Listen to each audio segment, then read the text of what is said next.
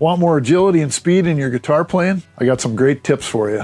It's basically an 8-hour arm workout. Today we're going to talk about some habits you learn when you're first beginning to play guitar and how to unlearn them and how they translate into speed and agility in the long term. Hi, this is Rick from Dr. B's Guitars.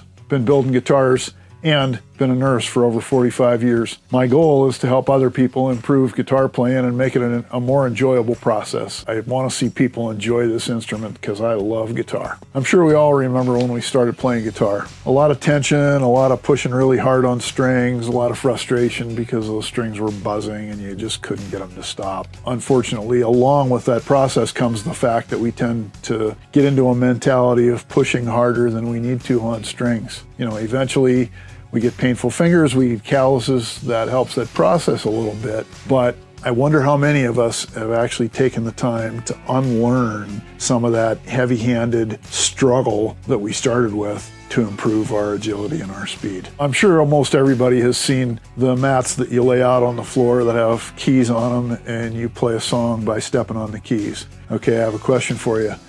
Who's going to be able to play the blistering organ solo in Smokin' by Boston better, a sumo wrestler or a soccer player? I think we all know it's a soccer player.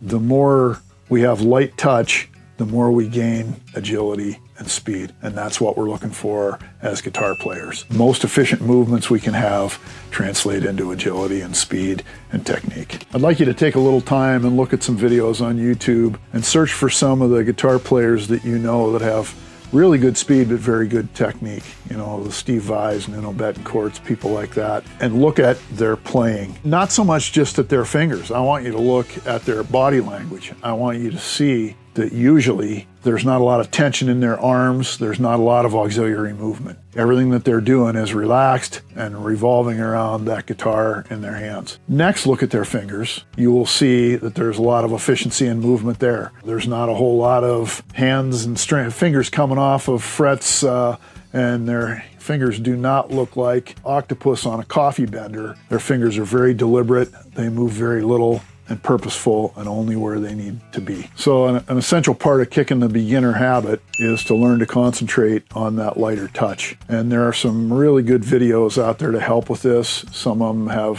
finger isolation exercises or just warm-up exercises. I would recommend that you look at some videos by Lauren Bateman. She's got some very good finger warm-ups and finger isolation exercises. Another good person to look at is Paul Davids. Same thing, he's got some really good videos. So obviously you need to teach your fingers to do what you tell them to do and only what you tell them to do, and not have a lot of extraneous crazy movements going on. Think about spider exercises. If you haven't heard of them, look them up. There's some really great videos on YouTube involving spider exercises.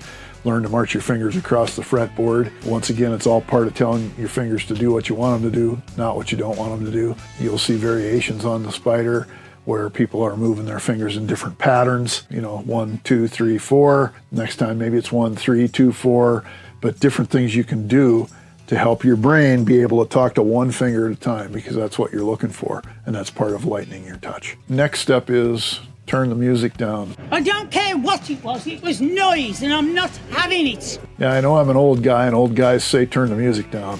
That's not what I mean. There's a purpose to this. What I want you to do is, I want you to turn the music down or your guitar amp up. Think about it for a minute. If you've ever played with people and someone is constantly saying, please turn that down, you're too loud, we don't want a loud stage volume, turn it down. What do you end up doing? You end up fretting harder and picking harder on your now turned down amp, and all of that turns into tension, and you end up feeling like you're fretting and pudding.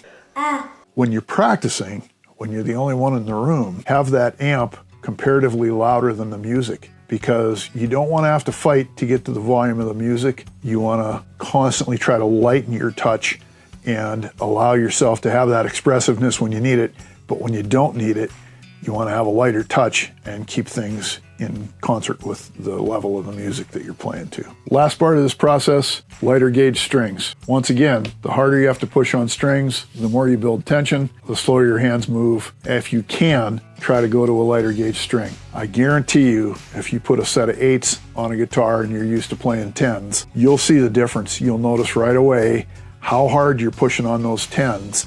You'll be pushing those 8s sharp, you'll be pushing them laterally, having them slide on the fretboard when that's not even what you're trying to do. Once again, if you concentrate on lighter touch and not pushing those strings all over, you'll love the results if you just stay after it. You know, I talk about a lot of these things, and sometimes it's a matter of trying something new. Allow yourself to change. Try a technique that you haven't tried for a while. There's a lot of talk on the internet about neuroplasticity. They say that you'll retain information better if you stand on one foot and balance for 5 minutes before you play guitar. Anything you do differently from your normal routine that challenges your brain and kind of wakes your brain up is a step toward better retention and better learning.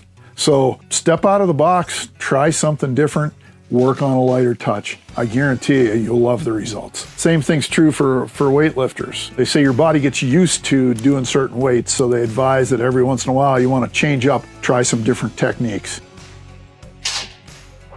I'm a nurse, I can't help it. I keep coming back to these physiology things. It'll help you in the long run. Learn to pump iron on that guitar. I'm asking you to step out of your comfort zone a little bit here. There are a lot of people that rise and fall in the music industry, and face it, a lot of it is hype. A lot of it is just that this is just the neatest guy on the planet right now, somebody that conducts themselves, they're a party or whatever. I challenge you, though, to think about the people who endure, because most people who endure have something special. They have a real talent.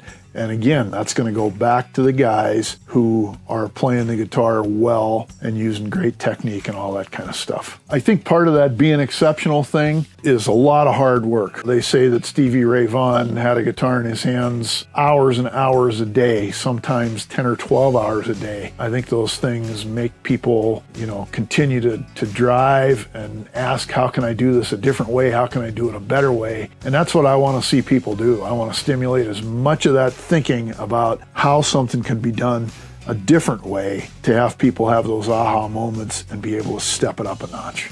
Okay, gotcha. Now I got it. I think when you got that desire, then you need to be purposeful with your practice.